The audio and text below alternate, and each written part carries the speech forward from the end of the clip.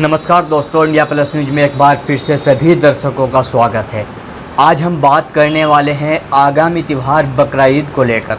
बकरा ईद का त्यौहार मुस्लिम समाज में किस लिए मनाया जाता है और क्या बकरा ईद के त्यौहार का इतिहास है।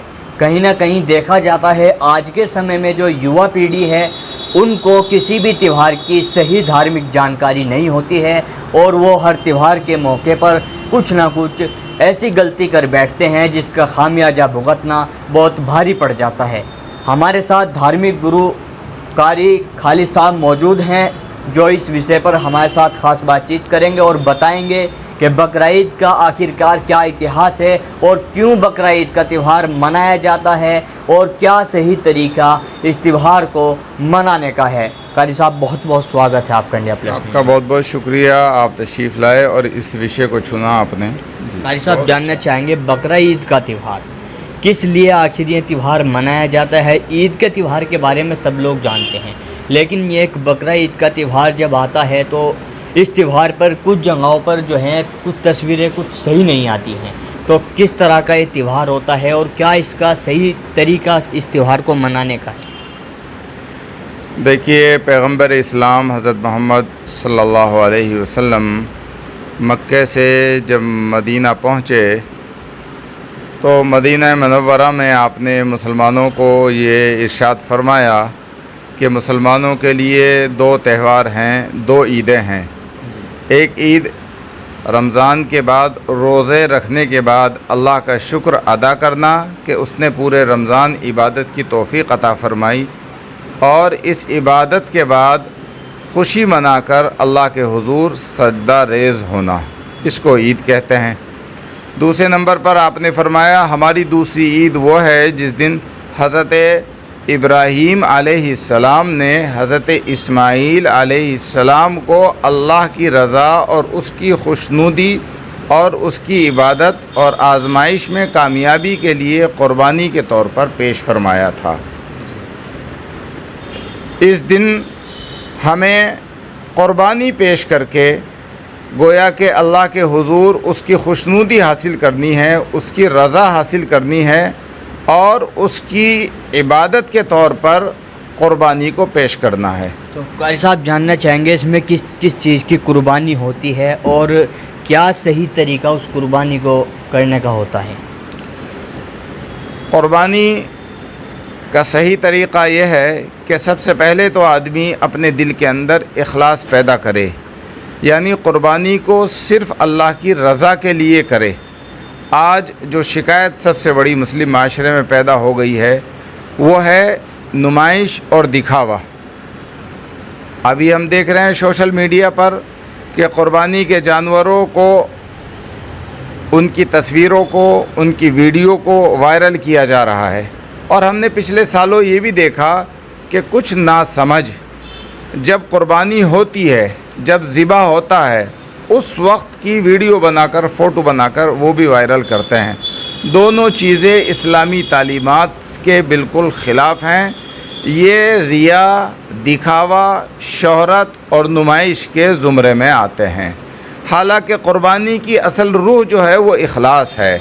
अल्लाह ताला ने कुरान करीम में फ़रमाया लन यनालल्लाह लुहूमुहा वला दिमाउहा वलाकिन यनालुहु तक़वा मिनकुम, कि अल्लाह ताला को आपके गोश्त और खून नहीं पहुँचता बल्कि आपके दिल का इखलास अल्लाह को पहुँचता है, वही अल्लाह को पसंद है। और इस क़ुरबानी का जो असल मकसद है वो है कि दिलों के अंदर अल्लाह की खुशनुदी और रज़ा और इबादत के लिए क़ुरबानी पेश करना। और क़ुरबानी की हद ये होती है कि आदमी पहले अपने माल को पेश करता है, फिर जान को। जान जो है माल से भी ज़्यादा कीमती होती है, तो गोया कि अल्लाह ताला का ज़्यादा करीब बनने के लिए आदमी जान की क़ुरबानी पेश करता है। तो जब आदमी आगे बढ़कर अल्लाह ताला की ज़्यादा खुशनुदी चाहता है तो उसको ज़्यादा मुखलिस होना चाहिए, उसको ज़्यादा फर्माबरदार होना चाहिए और उसकी क़ुरबानी ज़्यादा से ज़्यादा शरीयत के मुताबिक होनी चाहिए। हम क़ुरबानी खुले में करते हैं, उससे दूसरों को तकलीफ़ पहुँचती है। क़ुरबानी करने के बाद में सफाई का ध्यान नहीं रखते, उसको दूसरों को, पड़ोसियों को तकलीफ़ पहुँचती है। हम क़ुरबानी का गोश्त सड़क पर और कूड़ी पर डाल देते हैं, उससे कुर्बानी के गोश्त की बेअदबी और उसका जो है नाकदरी होती है। इन सब चीज़ों का लिहाज रखना चाहिए, अगर नहीं रखेंगे सवाब ज़ाय हो जाएगा।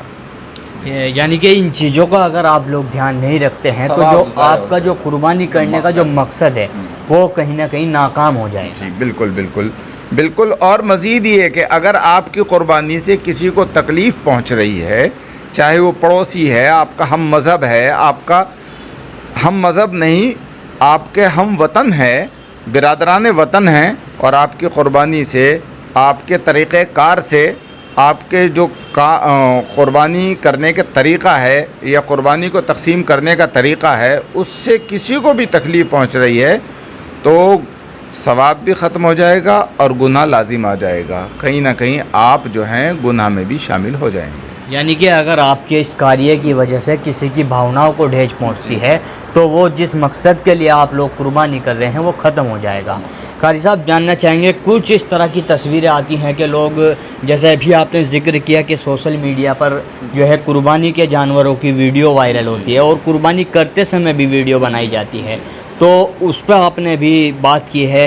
तो कुछ जगहों पे ये भी चीज़ देखी जाती है कि सड़क पर कुर्बानी की जा रही है या किसी ऐसी जगह पर जहाँ पर लोगों को आना जाना है, रास्ता है, हालांकि मुस्लिम बहुल्य क्षेत्र है, लेकिन कहीं ना कहीं किसी काम से कोई गैर मुस्लिम भी वहाँ से गुजर सकता है, तो वो किस हद तक सही है?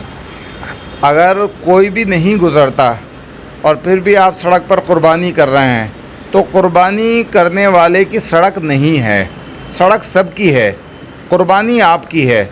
आप उसको अपने घर में कीजिए या उसका कोई ना कोई ऐसा इंतज़ाम कीजिए जिससे किसी को आने जाने में दिक्कत ना हो, एतराज़ ना हो, माहौल गंदा ना हो।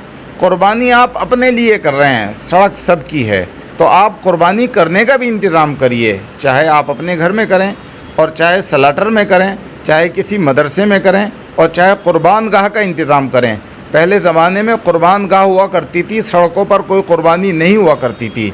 कुर्बान गाह होना ज़रूरी है, मुसलमानों को चाहिए। हम अपील करते हैं जो लोग कुर्बानी के लिए पैसा खर्च करते हैं वो उसके इंतज़ाम के लिए भी थोड़ा सा पैसा खर्च करें ताकि उनकी कुर्बानी में खूबसूरती पैदा हो और एक अच्छा मैसेज और अच्छा पैगाम जाए। अभी मुख्यमंत्री जी का भी आदेश है कि जैसे कावड़ यात्रा को लेकर तैयारियां चल रही हैं, ऐसे ही बकरीद के त्यौहार को लेकर भी साफ़ सफाई की व्यवस्थाओं को लेकर मुख्यमंत्री जी के आदेश हैं कि विशेष तौर से कुर्बानी के त्यौहार बकरीद पर ध्यान रखा जाए। तो आप किस तरह की मांग करना चाहते हैं मुजफ्फरनगर के प्रशासन से, और किस तरह से त्यौहार के समय में नगर पालिका आपके यहाँ है और प्रशासन की किस तरह की व्यवस्थाएं आपके यहाँ पे रहती है? देखिए, वैसे तो हमेशा कोई भी त्यौहार, चाहे ईद है, बकरीद है या मुहर्रम आता है या 12 रबीउल अव्वल आती है या अलविदा जुमा होता है, तो सरकार की तरफ से, प्रशासन की तरफ से हर मुमकिन कोशिश होती है कि कोई शिकायत ना हो। हर तरह का इंतज़ाम पानी का, बिजली का, सफाई का होता है। लेकिन इस मरतबा गर्मी बहुत ज़्यादा है तो हम इस मौके पर एक तो बिजली और पानी और सफाई, 3 चीज़ों की मांग करेंगे, खुसूसी ध्यान दिया जाए। और एक चीज़ और, असामाजिक तत्वों पर गहरी निगाह रखी जाए। हाँ, जो माहौल को एक आदमी बिगाड़ता है लेकिन पूरा समाज, पूरा शहर उसका खुमियाजा भुगतता है। एक चीज़ और हम कहेंगे, अगर कोई घटना कहीं होती है वो किसी भी समाज के बहुल क्षेत्र में हो सकती है या घटना में कोई भी किसी भी समाज का व्यक्ति उसमें शामिल हो सकता है, तो उसको धार्मिक घटना का रंग न दिया जाए, बल्कि उसको व्यक्ति की जो घटना है उसको व्यक्ति तक सीमित रखा जाए और कानून को अपना काम करने दिया जाए।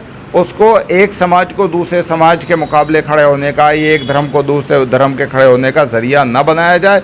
मुल्क सबका है, ये घर सबका है, ये मुल्क एक घर के सम्मान है और हम सब इस घर में रहने वाले अफराद के मानिंद हैं।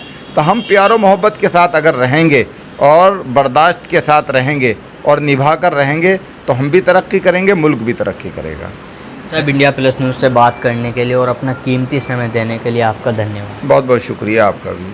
तो हमारे साथ मुस्लिम धर्मगुरु कारी खालिद साहब मौजूद थे जो बकरीद के त्यौहार की सही चीज़ें बता रहे थे कि किस तरह से आखिरकार इस त्यौहार को मनाना चाहिए और त्यौहार को मनाने का सही तरीका क्या है। दूसरे की भावनाओं को ठेस पहुंचाना त्यौहार का मकसद नहीं होता है। त्यौहार का मकसद केवल कुर्बानी करना और सही तरीके से करना होता है। अगर आप दूसरे की भावनाओं को ठेस पहुंचाते हैं तो त्यौहार का मकसद ख़त्म हो जाता है। इंडिया प्लस न्यूज़ की कोशिश है कि हर त्यौहार पर सही जानकारी उस त्यौहार के बारे में और धर्म की सही जानकारी देने का प्रयास लगातार हमारा रहता है। हम हर धर्म गुरु से बात करते हैं किसी भी त्यौहार को लेकर। लगातार हमारे साथ आप बने रहें। मैं अपने सहयोगी एस चौधरी के साथ Tanveer Malik, India plus news, Muzaffarnagar. India plus news, सिर्फ वही जो सही।